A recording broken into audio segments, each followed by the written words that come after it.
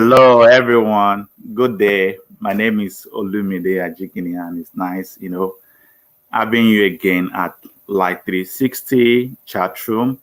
Today, Pastor Lan is not around, is doing something, so I'm going to be here just to stand in gap on behalf of Pastor Lan.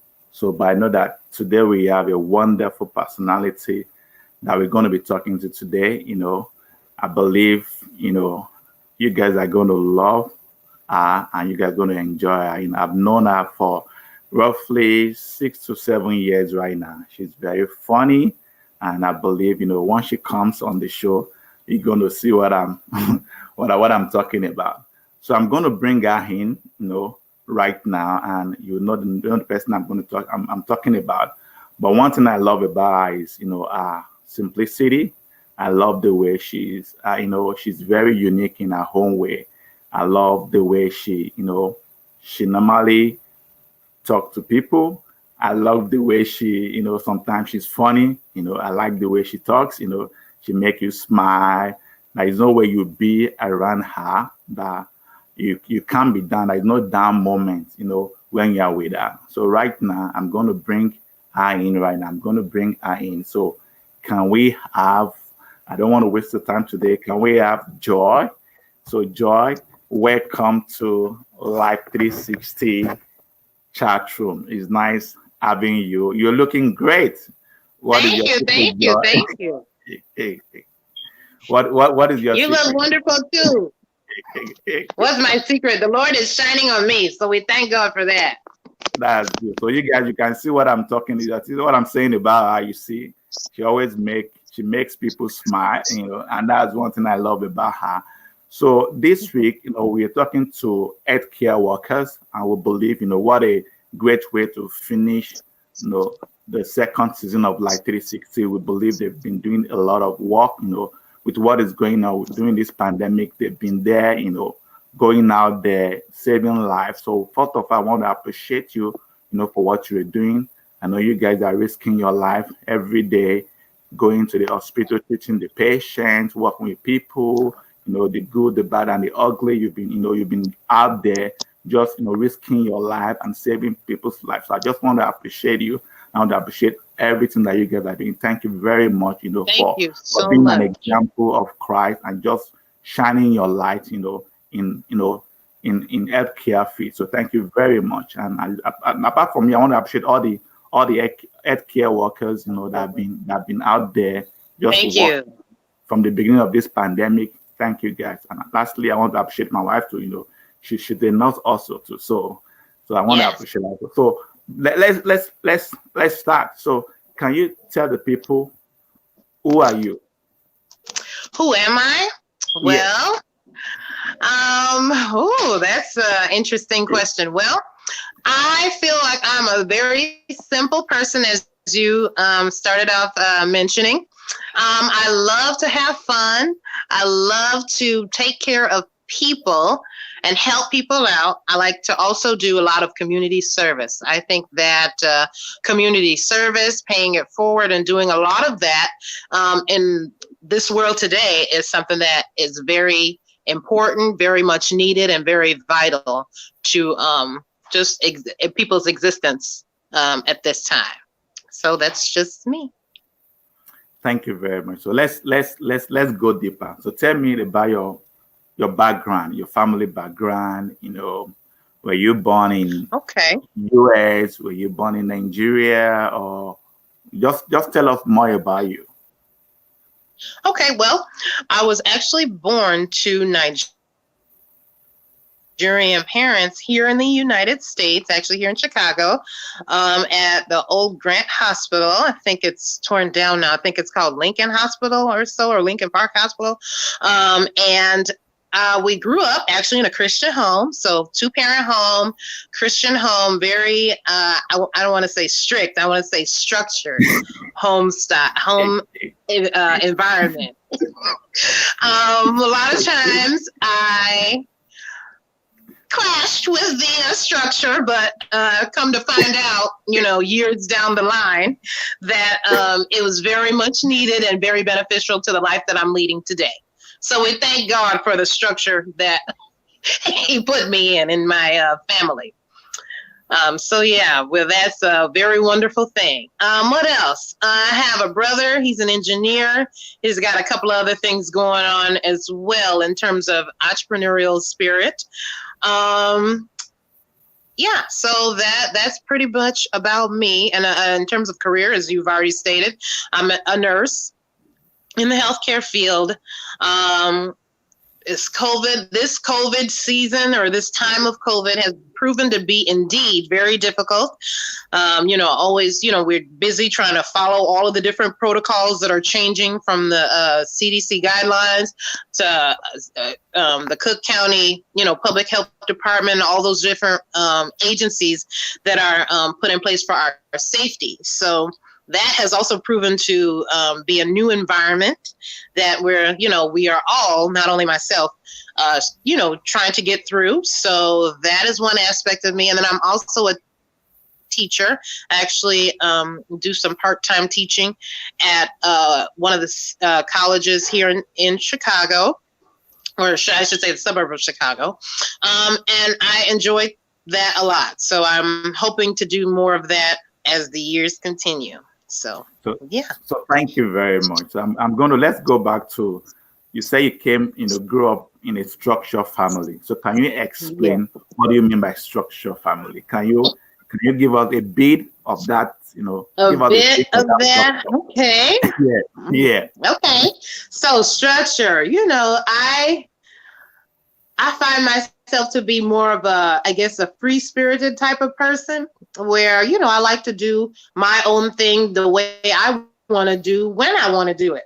And so with that, as a child in your parents' home, you realize that may not work when there are rules and regulations that they've set up to be able to, help you to grow up and, lead a fruitful life, successful life. So I'm going to give, one example of that in our household. Let's say maybe turning on the lights, for example, in the household where, we lived in an apartment situation or setting, but during the course of that time, we eventually moved to a house. And being that we've moved to a house, it was a new environment for us.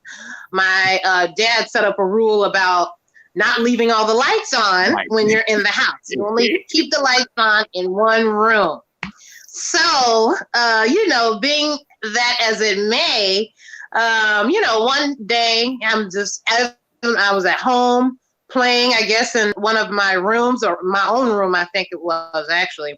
But I had turned on all the lights because, I was doing different things in each of the rooms. And so whether it was the kitchen, I think I had made myself a snack to eat and left the light on there. In the living room, I was watching TV because that's where the big TV is. It's in the living room, watching TV. So I left the TV on and the lights on in there. And then for one reason or another, I ended up going back to my own room and left the lights on there. So that's in 3 different rooms. Wasn't necessarily in any one room, but I left the lights on. And with that, my dad came home from work and started shouting and screaming about all the lights being on. And needless to say, that didn't go well in terms of following the rules. I think I was in violation. So he clearly communicated that, and there goes that. So I know what you're talking about. Now I've learned that lesson. I know what you're talking about. The same thing happened to me. Moving from, when you used to live in an apartment, you can leave the light on, you can do whatever you want to do. But when you now live in a house, you pay all the bills, you do all the stuff. So I understand what you're saying. So, what does it feel to grow up, in a Nigerian home and in a Christian home? Tell us, what does it feel to grow up in that environment?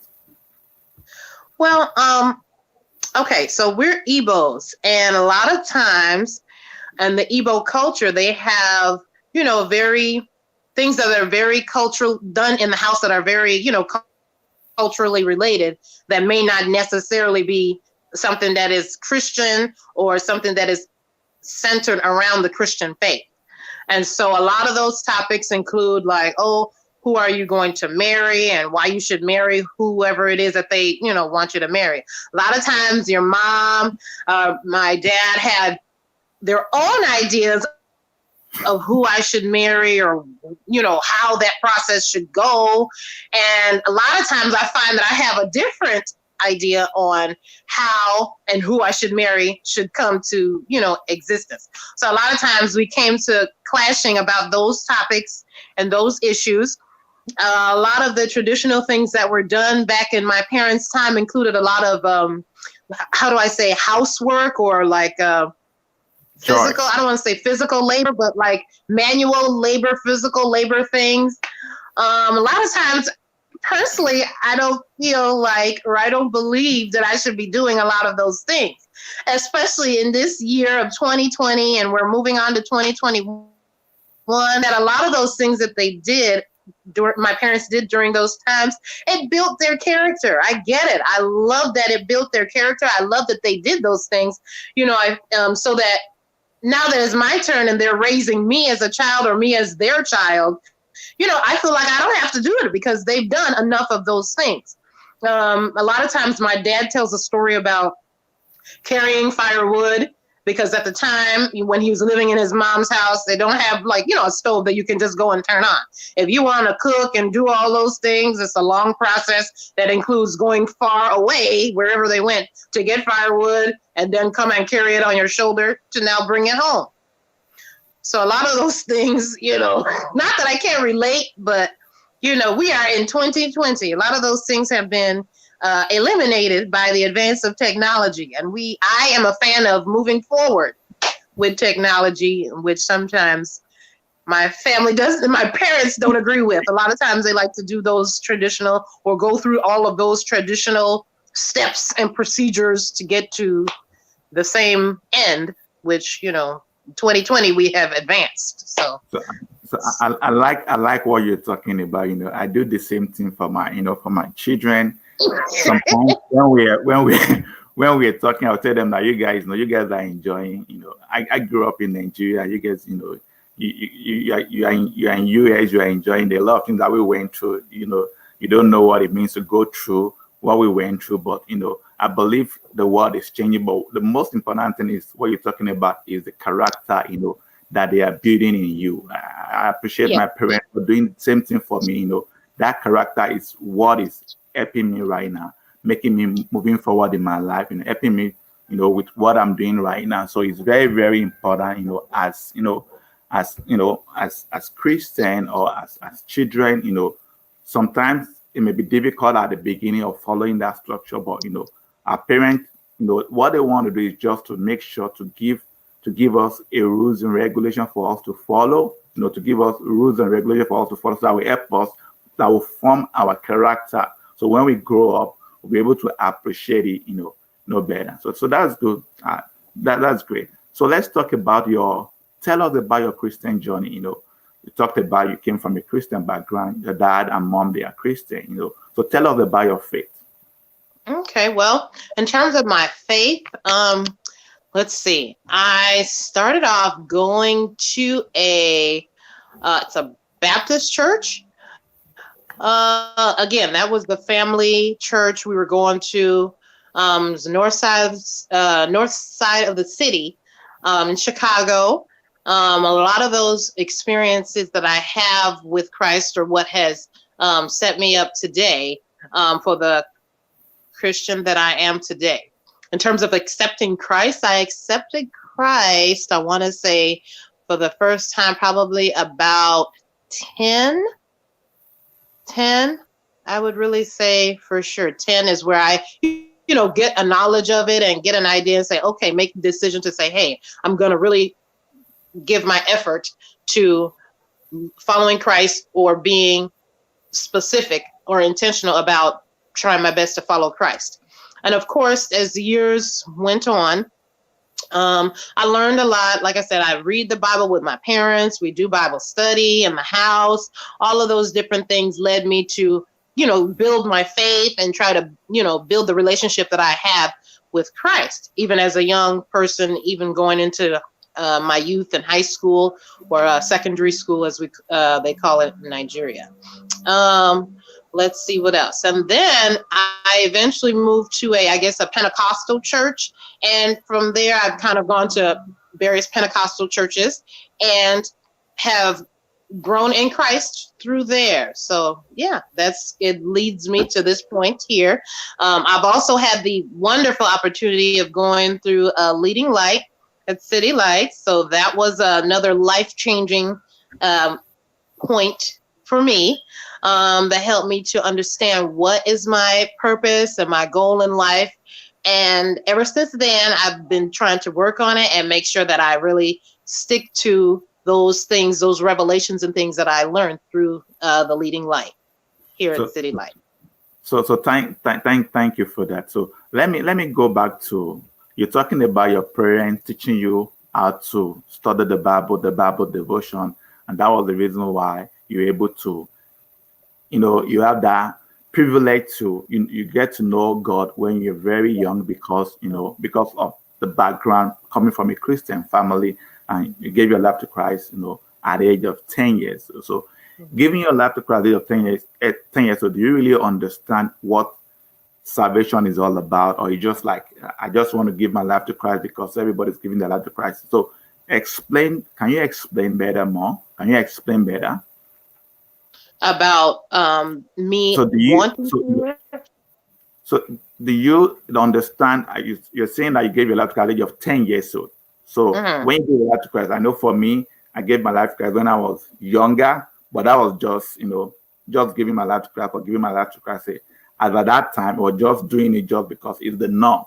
So there's no between giving your life to Christ, there's no between having a personal relationship with God. So at that age of 10, do you really, understood what you were doing at that age, or you just like, I think because I my understood what I was doing at that okay. time. It was just a different viewpoint, from a 10-year-old's eyes. It's different when you get older and you see, this is, as you get older and experience different things, view things differently and more maturedly. So with that, I think my viewpoint changed as I got older and older and older. So that is something that has really been, really effective in my life. So yeah. Okay, that's good. At least, thank you for talking about your viewpoint. So can you explain your viewpoint then and your viewpoint now?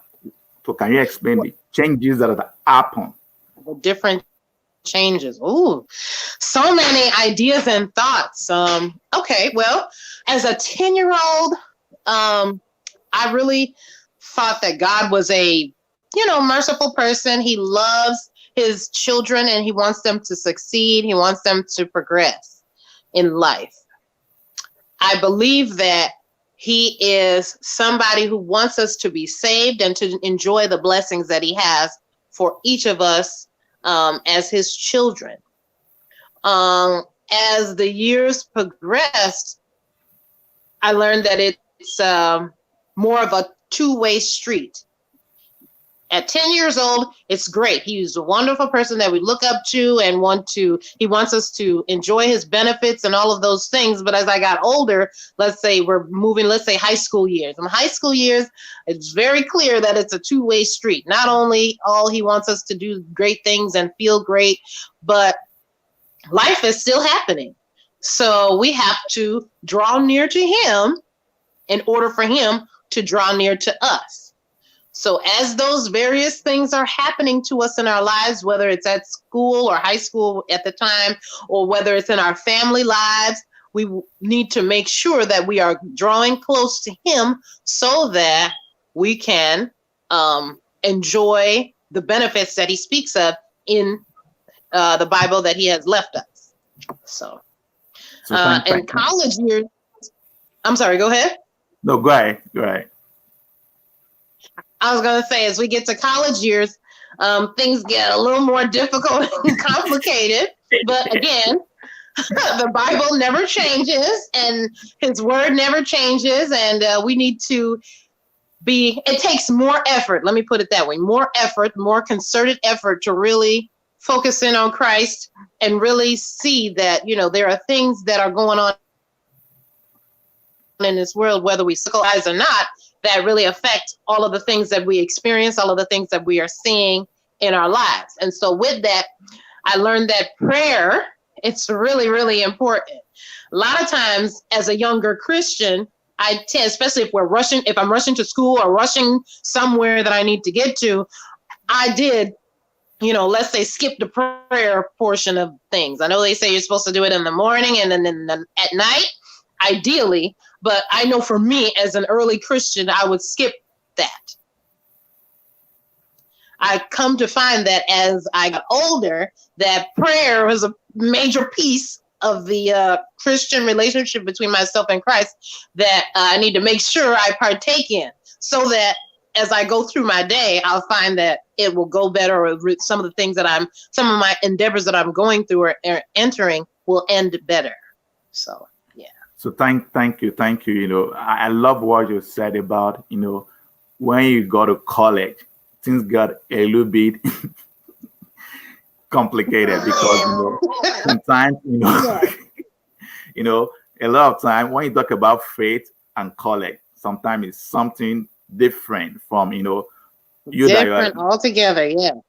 Before you happen to be under your parents, when you're in high school now, you're in college and you're on your own. Nobody tell you to wake up and read your Bible, pray. Now is not you and your relationship with God. But one thing I love, that you talked about prayer, and one thing I realized that prayer is just a two-way communication with God. Prayer is the way you develop a relationship with God, and it's very, very important, as Christians, that we learn to communicate with God, because God is your Father, and it's a two-way communication. Like the way I'm talking to you, you're talking back to me. That's what prayer is supposed to be all about, to build a relationship with God, to talk to God, and just relate with Him and tell Him what we're going through, what we're feeling, and let Him talk back to us. So thank you for saying that. Right. So let's talk about your career. I know you are a nurse. So tell us, why did you take that route to be a nurse, or what happened? Or you just like something just happened, you decided to be a nurse, or you have a nurse in your family, or just something that you love that you wanted to do growing up as a Christian? Well, growing up, I always found myself helping other people. So the term of it being a nurse, I always see that, okay, I never connected it to what I was doing. It's just that when I would see people around who needed help or who needed anything, I always give them a helping hand because it's the nice thing to do, and plus I wasn't doing any other thing else at that time. So being that is the case, my family, I was like, oh, you would be a great nurse. A lot of my family would say, oh, you would be a great nurse if you did, once you started going to school or once you got into college or whatever, oh, you would be a great nurse. Those different comments started coming and coming and coming. And I, researched, and I had to do a lot of thinking, like, oh, what is a nurse? A lot of times in those early years, when people would make those kind of comments, I didn't know what it was to be a nurse or what, how they are related. And I'm like, why is it that everybody always make that kind of comment? Oh, you would be a good nurse. Oh, you would be really good at taking care of people. I was like, I guess, I didn't really think too much of it, but, that's what I ended up doing in terms of looking up the information in terms of what is a nurse and what do they do and how do they do whatever it is that they did. And it's funny. It's like, oh, well, they do take care of people. They do always help other people and always look at, trying the best to make sure that other people are feeling well in terms of their health. And so it was an automatic click for me. Once I got an idea of who a nurse is and what they're supposed to be doing, that was my definite calling. And that's where I am today, till today. And I've loved it ever since. So we thank God for that. So thank you for that. So tell us about your nursing school, your nursing experience when you were in school. What happened? Was it like easy for you? Easy? I don't know if I would call it easy. Or was it easy? Oh, I don't know if I would call it easy. Let me put it that way. My career, I guess, if you will, it started in school. And high school was a time where you're supposed to be enjoying myself, which I did plenty of enjoying, definitely. But about junior year is when I started my LPN program, which is a licensed practical nursing program. So that was junior year high school. And it was funny because I had to get used to, do I say, playing around or socializing a lot less than what I was doing, what I was normally used to, being that I was in high school. I went from being in the cheerleading and pom-pom teams and what else? Swimming I did, and track, to having to study a whole lot in the late hours, and foregoing all of those different teams, all of the hanging out with some of my friends that I hung out with during those high school times. So I would say for me, that was the first shock that I was not comfortable with at all. Okay, I just want to just be clear about that. That was something that I wasn't expecting on this journey of having to become this nurse that I was, quote unquote, so good at. A lot of times I would find myself thinking, oh, if I am so good at being a nurse, why is it that I have to go to school? Why is it that I have to do all these long hours of studying? Because it turns out I gave up all those high school late hours, like 12 o'clock at night, in the midnight. I would be in my room studying for an exam that I have for that week, let's say for school. So with that, I think that was my toughest time in terms of my nursing career and trying to get used to being a nurse and all those kinds of things. Started early, but it was definitely difficult. And then at that time, I also didn't have a car. Oh my goodness, I was on a bus and a lot of snow. This Chicago weather, snow up to your knees, walking everywhere. If you're not walking, then you're on the bus. And then if you're not in any of those, you're in high school or trying to get from high school to my clinical site was in a hospital at the time. So those were some challenging experiences, challenging times. And so with that, that's one thing that definitely made it difficult or challenging, made my nursing career definitely an interesting one. I'll say that.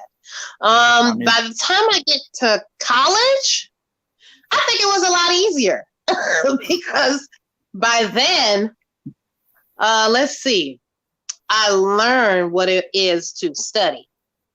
I learned what my study style is, how I study, what environment is best for me to study in. I've already known that by the time I get to college. So with me majoring in nursing, it turned out a lot of the information was information that I had heard already in high school, and I have done a lot of the studying already back in high school. So still this college, it was a good experience, I'll say, but still definitely it had its own challenges. But like I said, I thank God for me being able to get through it. I thank God for helping me to be able to pass all the exams that were coming once every 2 weeks and a quiz every week. Again, very challenging experience, but I was better able to handle it, being that I'm more of an adult and out on my own, and being able to navigate the concept of having to study and kind of discipline myself. Those, I'll say one thing is for sure, those times when I needed to build character, this was a time where I really needed it. My dad's, all his lessons, all of it, my mom's lessons about cooking for yourself, my dad's lessons on discipline and money saving tips. This college experience, this college time was where I used many of those lessons. So that's why I say I look back on it and I thank God for the lesson on turning off the light when I'm not in that room, or I thank God for my dad's tips on saving money or different things I can do to make more money, even though I'm a college student waiting to be a nurse once I get out. So we thank God for that, and I do look back and say thank you, God, for giving me the parent that had that particular skill, because that is one of the particular skills that I needed for college to get through college 100%. So yeah. Wow. So thank God for good parenting. I really appreciate your parents for doing that for you. I remember too, when I was in nursing program, it was very, clinical rotation. I remember when I was doing my psych, my OB, med surg, It was like you go to school on Monday and they would just give you like 500 pages. You need to go and read. You have exam. Read, Kind yes. of, and the kind of exam they will give you is not something that you, it's not just something that you study. It's going to be, you're going to, how do you practically apply what you study, Yeah. you know? I mean, it was very, very fun. I think my first exam in nursing program, you know, I messed up really big. I was thinking of, you know, you just read, and when you read, you just go to the exam hall and you're going to ask a question, you're going to answer. I was like, wow, it was a different ball game entirely. It's not what you study, it's how do you apply the principle, you know, of what you study, you know. It was like, wow. So I came back from that day, I was like, I need to go and sit tight and start go and learn how to study. So you're talking about your learning experience, your learning style. So can you talk to people that want to go to nursing school? How can they develop, you know, their own lesson, you know, learning experience or learning style? Talk to us more about that. Okay, well, for me, I think that okay, well, I'll say an instructor point of view, I think that the best, I guess, environment for learning is a quiet. A lot of times, if you are the type of person that may need music or something going on, some sound in the background, it may be a sound that may be low sound, not anything loud or blaring. So I think that environment is the best environment to study in. And I think it has to be like a consistent, quiet place. Not 1 minute you're here, next minute you're somewhere else, next minute you're somewhere else. If you can get a very consistent place where you have low noise or little noise, then you can, you know, really focus in on the information that you will be going over. That's one. And then in terms of the material itself, as a nursing student, I think that repetitions of learning the material, once you, like, let's say, read it for the first time, I would say help yourself by making charts of the information, or even getting in a study group. I think that study groups were very, very helpful, very, very beneficial for me, because I was able to use the partners in my study group to speak out the information that I had learned from reading. You know, at one moment I'll be reading the information to make sure I absorb it in my mind and hold it in my brain long enough to be able to at least share it with somebody else. If not a member of my study group, maybe my mom, my dad, brother, somebody in the family who I can repeat the information to, and at least they can say, hey, this is right, or no, this is wrong, or whatever critique that they would give.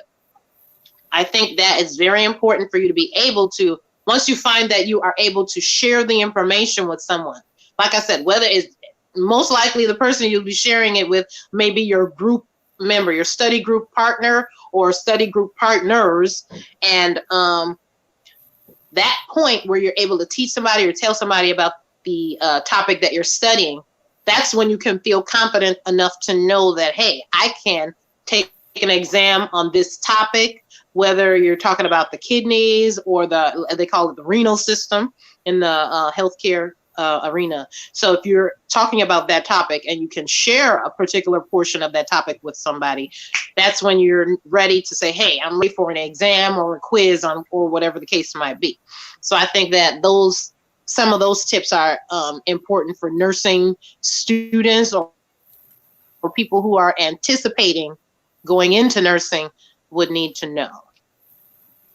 So thank you. So can you encourage somebody that want to go into nursing program? Can you just encourage them and tell them what do they need to know before they could, you know, go into nursing program? I know there's a lot of people out there because of what is going on, the pandemic that's going on right now. Everybody try to help and they want to go to nursing program. So can you tell them what are the things they need to do before, you know, going to a nursing program? What are the things they need to prepare for? And what are the things they're going to expect? I know that before you happen to be a student, but now you happen to be an instructor. So can you talk from both point of view as an instructor and once as a student? Can you advise people that want to go into nursing program?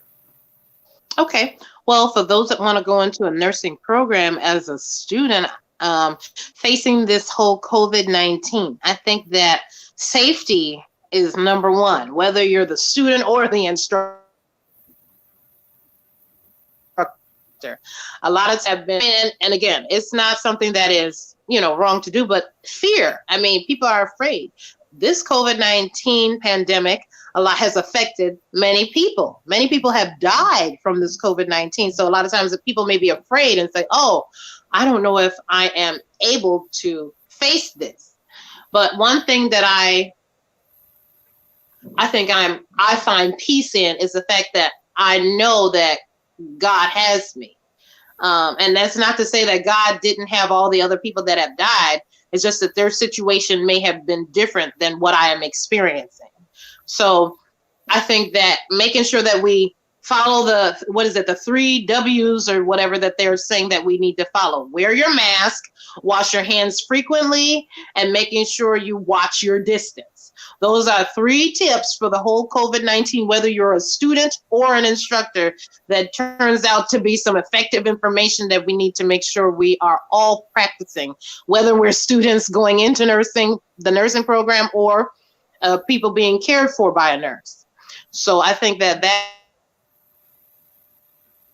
is important to know if you're a student or an instructor. As an instructor, you want to make sure that you keep your students safe. And again, wearing your PPE, that's personal protective equipment. That's what PPE stands for. Those are really, really encouraged for those that are going into, let's say, or have to find themselves on a clinical unit, whether it be, nursing home, hospital, or assisted living facility. A lot of times wearing your PPE is very, very, very important. And I know, again, we've been dealing with this since March of 2020, probably even before March. People are tired. I get it. People are so tired. People are just like, have had to cancel all of their different events that they go to. Even Thanksgiving, people have had to alter how they celebrate their holidays, away from their family, but not really away because they have to do Zoom. Those are just things that we need to make sure we continue to do so that we can keep ourselves safe, keep our families safe, and each other. So I think that those are some important things that they need to know. Also as a student, some specific things you'd also want to know in addition to the COVID-19. Some of the requirements you'd need to do biology in terms of your undergrad courses. You want to make sure you get your biology and your chemistries done. I think they have also a lot of literature courses. If you're going for a bachelor's degree, you want to get your general education courses done. And that includes your English, your, I think, like history courses they'll have you do, anthropology courses. Those are real general courses that you'd want to have done so that you'd be ready when you want to actually enter the program, the nursing program itself. So yeah, I think that covers it. So thank you for that. I just want to add to what we just finished talking about. I remember when I went to nursing program, going to nursing program, I wasn't prepared for it. I was just like, it's going to be like, a fun, a fun program. Right. I got in school. I was like, wow, this is serious. But I think one thing that really helped me was, number one, you're talking about study group. And the study group is one of the major things that helped me during my nursing program, because I know, after we finish our class like this, we are going to come together and just study together and ask questions, everything like that, repetition, study and study and study. And I just want to advise students to make use of your lab. You have a lot of lab assistants that can help you. You have a lot of people that can help you, people that can help you at school. You have go to your teachers, your lecturer. I remember, one of the things I loved, when I was in nursing program was my professor called Professor Smith. I love, thank you, Professor Smith. Something that she did for all of us. Like, I know you guys, are just new to nursing, but don't worry, you're going to make a mistake. When you make a mistake, don't just, don't kill yourself about it. Just know that it's a process of learning. And once you make that mistake, make sure you don't make it again. So I like the way, she did for all of us, telling us that don't worry, you're going to make a mistake. You're not perfect. But one thing that's matter is that always make sure you always put your patient first and always put yourself first. And you always talk about infection control, that safety. We always tell you, when we come to ask you, what is your ABC? That number one, always remember your what? Your ABC, talking Airway. about your airways, your breathing, then your circulation. That you always make sure, anytime you have any question, always remember your ABC before you answer the question. So thank you, Professor Smith. I really appreciate you for doing that. So let's That's go into good. Yeah, you remember them really well. That's good.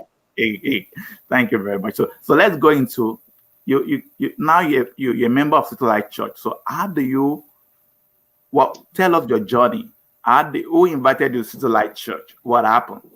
Ooh, who invited me to City Light Church? Ooh, it's been so long. I don't even know how that went.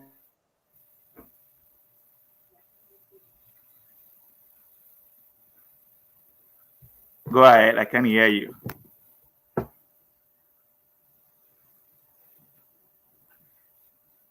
Hello.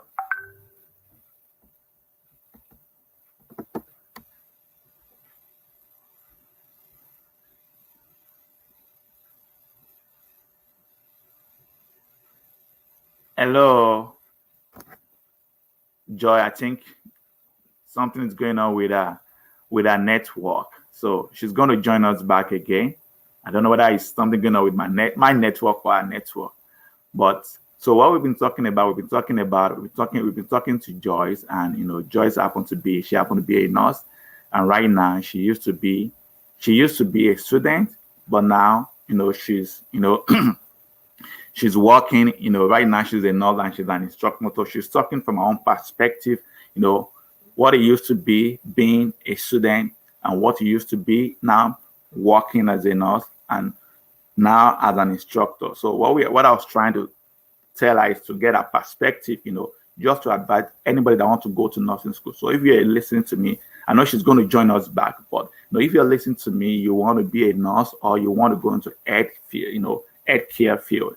I think what you need to do is that you need to just sort of all believe in yourself and make sure you do all the prerequisites that you need to do, and once you get your prerequisite in, just, apply to nursing program. And once you get into nursing program, make sure first thing, make sure you use all the resources that you have, as a nurse. When you get to nursing school, you have your teacher, you have your lab people, you have you have everybody that is there you have your course mate. I mean, for me, when I was in nursing program, what really helped me happened to be my mates when I was in school. Every time we go and study together, we study late in the night. We study and study and study and study and study and study.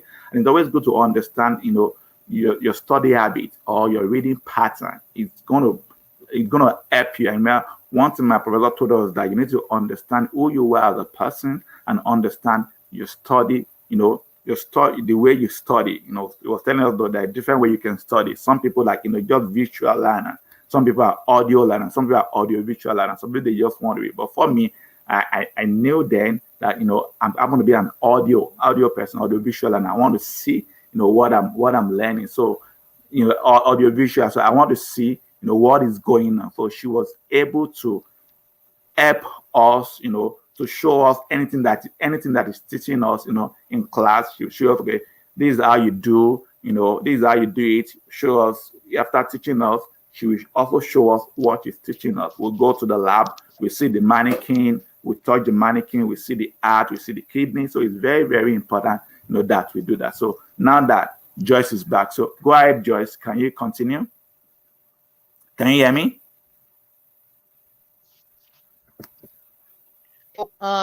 Where I left off, we were talking about some of the requirements that we needed for the nursing program. Yes. Okay, so with that, we wanted to move forward to, again, I was talking about the general education courses and some of the, I guess if you want to get a bachelor's degree, I mean, there are different areas where you can get your nursing or enter the nursing field. You can either enter as a CNA, LPN, or move forward straight to the RN program. I think some cities, they also have you, just get your RN. You can do that without the general education courses, or you can get the bachelor's degree, and that includes your general education courses in addition to the nursing program. Okay.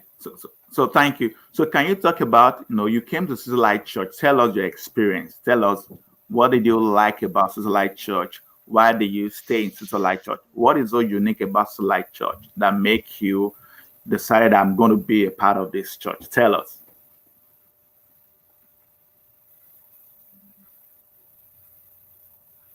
Okay, well, what did I like about City Light Church? One thing that I liked about City Light Church was the fact that Pastor Land was able to teach the word as it really was.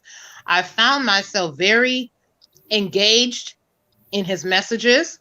I found him to be very, knowledgeable on the word of God, not just saying something that is, based on, I guess, the culture. Like I told you, I've been to several churches in the past. A lot of those other churches are, Nigerian churches. They are based in a lot of strong Igbo cultural things. And a lot of times in those churches, I found that they mix the cultural Igbo culture thing with what is being said in the Bible. And like I said, in certain arenas, those two don't mix sometimes. And with that, I wanted to be in an environment that gave me the word and just the word without all the cultural, oh, you should do this or you should do that or you shouldn't do this and you shouldn't do that. I think Pastor Land was able to, separate the two very nicely and still be able to, give us some word that will help us, get closer to God, learn about the word of God, learn about the Bible, and teaching us ways that we can incorporate Christ in our everyday lives. So that's one thing that I enjoyed really about Pastor Land and coming to church, and also the camaraderie amongst those that are there that were coming to church as well during that time. So thank you very much for talking about, Pastor Land. Pastor Land, thank you very much, for teaching the word and make it, practical in a way that people can live the word, they can hear the word, and can something that they can live by, something that they can hear, and they can. These are the application. This is what I need to do to study for an exam. This is what the Bible says about, living a good life. This is what I need to do to overcome this struggle in my life. Thank you for making the word very simple, very practicable for us to live by. Thank you, Pastor Nan. Really appreciate that. So let's move forward to leading light. Tell us about your leading light experience, Joy. Oh, my leading light experience. Leading light was a class that I had never, ever taken before. I had never heard about leading light until I came to City Light. And initially, when Pastor Lynn started mentioning City Light, the leading light, I kind of brushed it off. I really didn't think it was an important class. I really didn't think it was as big of a deal as he tried to make it sound. I just thought it was, not that it was a waste of time, but, if I had time, I can always do it later. It's something to do later, and a later that may never come, may or may never come. And so considering that, I, that's just where it was for me. All the classes, I think like 4 or 5 sets of classes had passed by before I even started to pay attention to what the leading light was. And after those 4, in those 4 or 5 classes or class sessions that had passed by, some of my friends at City Light had been in one of those, 4 or 5 previous sessions that had occurred. And so with that, they encouraged me. They encouraged me extremely much to participate in leading light, change my life. It's really important. And through the encouragement of my other friends at City Light, that I ended up taking City Light, the leading light class. And of course, shout out to the 4B cohort. That was the cohort I was in, and we were the best cohort to date. So shout out to the 4B cohort one more time. We thank God for your lives. And again today, right? we're doing great exploit. So I thank God for that. I thank God for all of what I've learned. So many things that I've learned. Um, just that, like I said earlier in our conversation, I spoke about being somebody that helps other people. I learned in the leading light that that is what I do. Not only and the O is for other people. That's helping other people. That it kind of he gave us an acronym of our names, and so that was my name is Joy, and so the J in my name is Jolly, meaning that I'm always happy, always joyful, always jovial. So that again matches me perfectly. The O in my name was to help other people, helping other people, which again was something that also resonated with me. And the Y is youthful. It was youthful, saying that I'm always hanging out with youth. At the time, I was doing some things with a youth group in the church, as well as with another organization that meets on Wednesdays. I mentor youth, female youth, so that again, they can also lead better lives, lead and be successful members of their community. And so that acronym perfectly applied to me, and it's also one of the lessons, like I said, that I got from leading light was some of the things that I'm even doing today with teaching students, with helping students or helping patients on a clinical unit. So all of those things that I learned, it became clear for me the rationale behind why I do them, the rationale behind what it is about me being so joyful, what it is about me always wanting to help other people when I meet them, what it is for me to always want to help out a youth or be there for a youth in terms of wanting to mentor them. That's something that a lot of those rationales and reasons I found in the leading light. So I thank God for being able to go through the leading light even till today. It's given me my purpose and helped me to really understand life in a new way. So yes, I thank God. So thank you very much. I know you are part of, Light Development Center. You are part of people that help, build the Light Development Center. Can you tell us what you do in Light Development Center? What you do as part of, frontline soldiers, like Pastor Peace used to call it, frontline soldiers. So can you Okay. talk about your involvement with Light Development Center? Well, the Life Development Center is supposed to be doing the youth um, director position, and that involves me actually going out and kind of recruiting youth to not only to be a part of the different things going on in the church, but also to kind of interact with them and see if there's anything that they would need in terms of help, mentorship, in terms of tutoring that they might need, so that we can help them to get those things achieved. We've had to find different ways to get that done, especially considering this whole COVID 19. So we're in the midst of finding creative ways to meet new students or new youth and helping them to achieve whatever it is that they're doing, like helping them with schoolwork, or if they're in a sport, helping them to get with someone who does those same sports and can even mentor them further in that sport that they're interested in. So yeah. So thank you. So can you talk about your your initiative? Do you have any initiative? Can you talk about your initiative? I know you have something that you were doing. So can you talk about your initiative? Right. Well, the initiative that I was involved in is again centers around mentoring young ladies, and it was also for young men. But again, the focus was on young ladies and making sure that we not only teach them the word of God, but also show them, give them a hands-on uh, opportunity to see what that looks like in real life. A lot of times, um, and especially for me, my experience sometimes with church was that, oh, when you're in the church house or church building, it's very easy to follow all the rules and what is being said in the Bible, and it's easy to follow them. But on Monday morning, 8 a.m., the real world starts. Or even right after you leave the church building, the real world is out there waiting for you. So all the things that you've learned in your sermon or whatever you listen to for that day, you got to put it to action right then and there.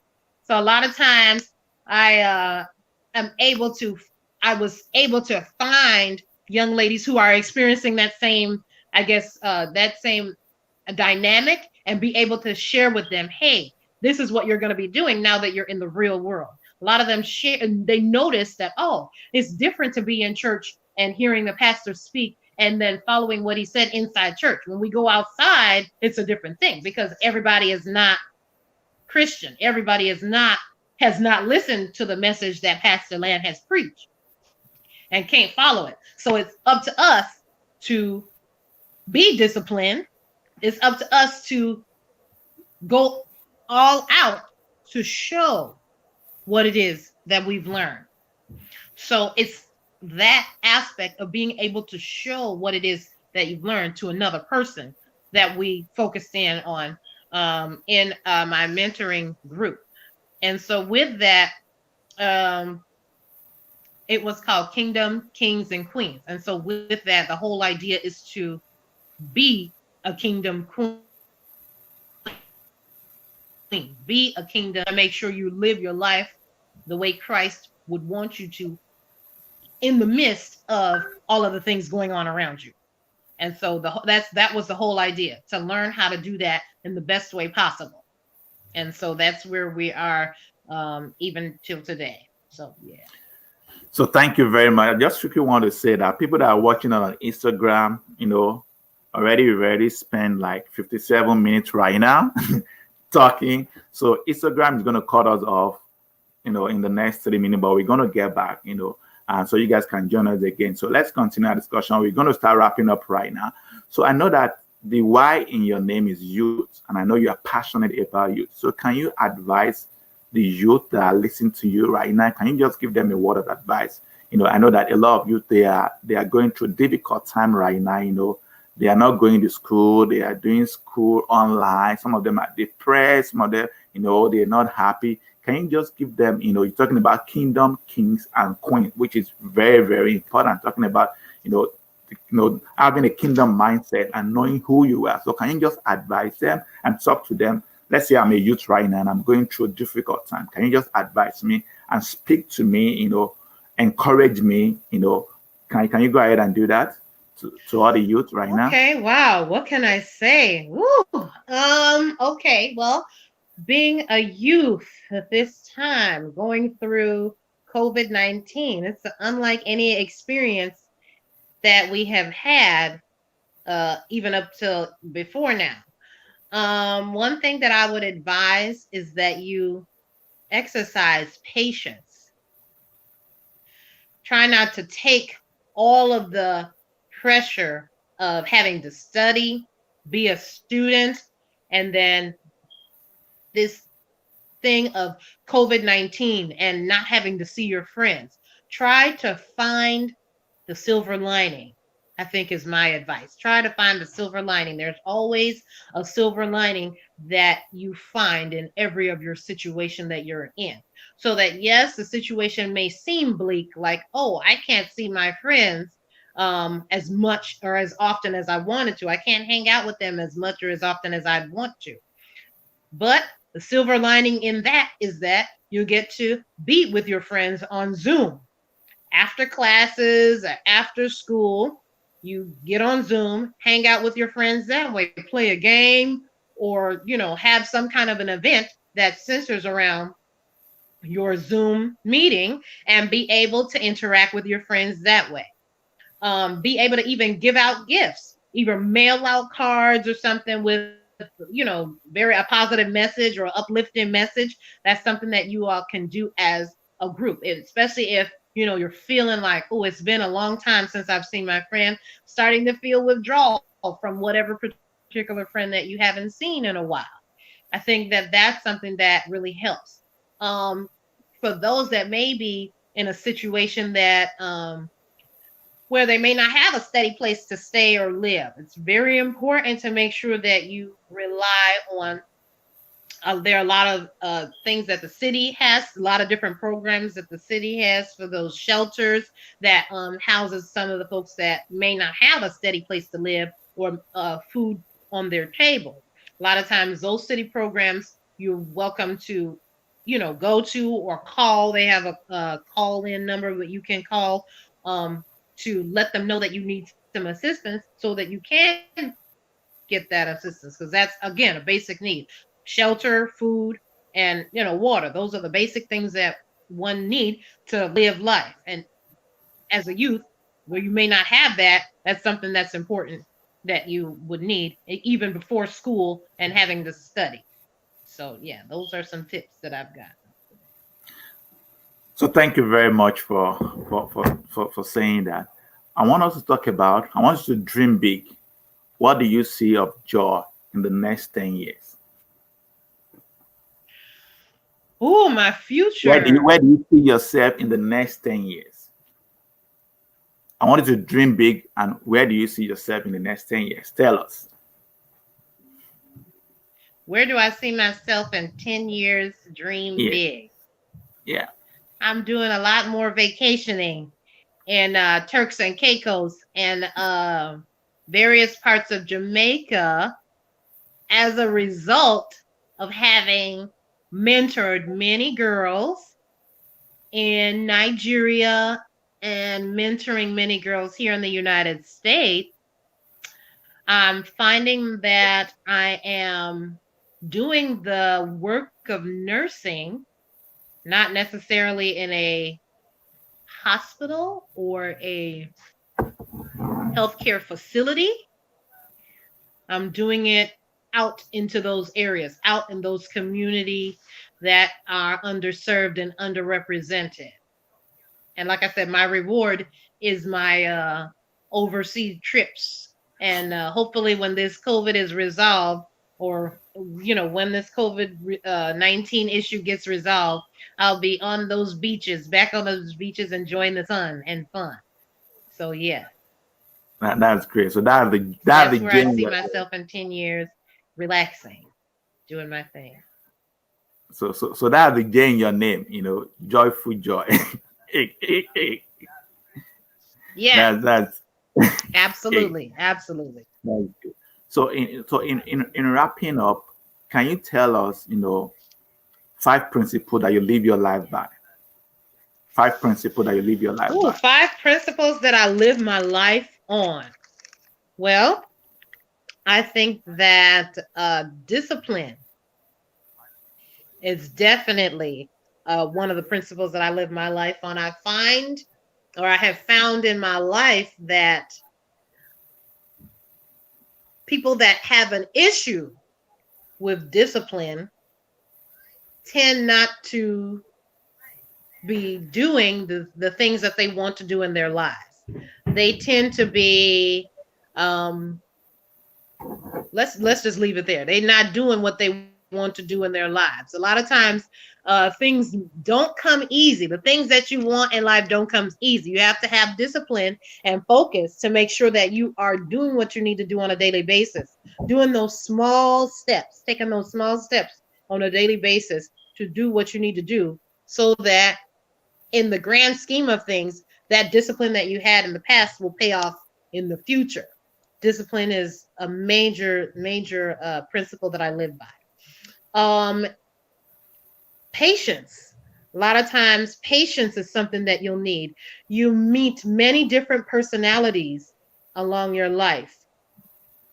Um, and patience is one of the things that gets you moving. It gets you along as you meet the many different personalities that you find. Some of them may work well with you and some of them may not work well with you. But regardless of whether they work with you or not, you find that patience helps you to find the silver lining, if you will, to deal with those different personalities that you meet along the way um, to your successful life. Um, perseverance, I think, is another, I guess, how do I say, quality that I believe in. in terms of how I live my life. I think that a lot of times we give up too quickly on some of the things that we want in life.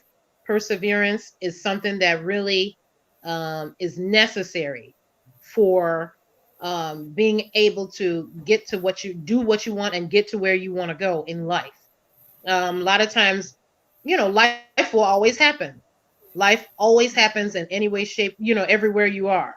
Um, Despite that, once you have a clear goal or a clear mission in mind, hold it and really pursue it. Laser focus on that goal that you have and really pursue it. A lot of times you'll find that you come to an end, a successful end. And that's, again, what everybody is looking for in their lives, regardless of what their goal is. Um, let's see, paying it forward. I don't know if I would call it a principle, but I think that um, I don't remember who said this quote, but they say success leaves footprints. And so, being that success leaves footprints, that means that any successful person has left a blueprint, has left instructions on how to get to where you need to go, especially if where you want to go is the same place that they have been. I think that paying it forward helps to you pull another person behind, you pull another person up so that you can, they can also achieve their greatness. They can also achieve the things that they are destined to do. Part of their destiny is to make sure that they are meeting their goals and doing things that they would like to do. I think that that is definitely something that's very important. And I would say the last one is simplicity. Simplicity. Life can get very complicated. Things, so many things can get in your way or alter some of the different things that you are doing in life. But simplicity, keep things very simple. You keep in your mind that one goal or one thing that you want to do in life. And really, like I said, stay laser focused in on it. That one thing that you do, no matter what is distracting you, whether it be, social media, whatever thing that it may be, just simplicity. That simplicity and the simplicity of life, simplicity of you getting to do whatever it is that you want to do in your life and being able to do it, it's a great place to be. So I think that those five things are the things that really I totally live my life by. And I thank God for having that be brought out from the Leading Light classes that Pastor Land has led, and just from the instruction that my parents have given me over these years. Wow, thank you very much, Joy. It's been a wonderful time talking with you, chatting with you. Thank you for for making me laugh. always always liked you. I always like the way you make people smile. Thank you for that joy. Very, very contagious. Thank you very much, Joy. And thank you very much. I really appreciate you. So lastly, I'm going to ask you the last question. Being a Christian and a nurse, can you just advise people with what is going on with this pandemic that's going on right now? Can you just speak to people just in 1 minute? Can you just speak to them? Just advise them as a nurse and as a Christian. Can you just speak to people that are going through difficult time, going through trouble right now, finding it difficult? Can you just speak to them? Speak to them both as a nurse and as a Christian. Just encourage them. Encourage, a word of encouragement. Well, Yes. uh, you guys, I just want to encourage everyone that, you got to look on the brighter side of things. It's very easy to be down about whatever situation that you're in. But you always got to remember there's somebody who's in a situation that may be worse than you. So we thank God for whatever situation that we're in and just pray that God will bring us through it so that we can say that we've learned from that whatever situation that we have passed through. I just want to give you that encouragement to say, hey, things are always going to get better. You always look for them to get better. You always hope for them to get better. I think that if we hope for them to get better, focus on things getting better, you always have that brighter side to experience and look forward to as regardless of whatever path you are along that journey. So being positive, always, hoping for the best and looking out for the best, and keeping God first in prayer. That will give you the end result that you are looking for, even if you may not be there at this moment. Thank you very much, Joy. It's been a wonderful time talking to you. Thank you for that, all those words of encouragement. Thank you very much. And I want everybody on the social media just to thank Joy for just appreciate Joy. I want to appreciate everybody, watching us today. Thank you for watching us. And I want to appreciate Pastor Lam for giving us this privilege, giving me this privilege to be able to talk to you. Yes, Joy. thank you, Pastor Lam. Great job, guys. I enjoyed your conversation. I was following along backstage. Great job, Joy. Thank you for the opportunity, everyone. I appreciate you guys as well. Yeah, thanks for sharing your stories and your story. And thanks to everybody following on the various platforms. So we appreciate you all. Pastor Olu, well done. Good job. Yes. With the interview. You did a good job. Thank you, Pastor Lam. So I'll let you guys to round up. Okay. All right. So, Joy, can you just, round us up? Just, if anybody wants to reach you, how can they reach you? If anybody will say, okay, we love what you're talking about, how can we reach you? Can you tell people how can they reach you, whether through your email or through your Facebook page? If anybody wants to reach out to you, how can they reach out to you? Well, they're welcome to reach me. I'm on Facebook. My handle is Joyful Joy. It's on Facebook. You can, I guess, put that in the search bar, and then my name and picture and all that should come up. Joyful Joy is for Facebook. And then on email, you also can put first name and last name, which is JoyOnuoha@gmail.com. So that's my email. You're welcome to send me an email or hit me up on Facebook. Thank you very much. So thank you, everybody, for watching us online, for watching us on YouTube, on Facebook, on Instagram, on Twitter, on Periscope. Thank you, everybody. It's been a wonderful time talking to Joy. And I believe, we're going to have another wonderful section tomorrow. We're going to talk to another doctor tomorrow. So I believe, as we wrap up this second season, it's been a great honor talking to you, Joy, as a person, and Pastor Lam, thank you very much, for allowing me to interview Joy. It's a great privilege to interview you, Joy. So thank you very much again. We're going to go offline right now. We're going to see you again next time tomorrow at 2:00. We're going to bring another, personality, in the healthcare field tomorrow that is going to be talking to us. So stay blessed and remain positive. Like what Pastor Lam said, focus on what is working and just appreciate. Whatever you appreciate increases, and whatever you look down upon, depreciate. So in this moment, in this season, this is December, this is the time that Christ was born. Let's focus on what is working.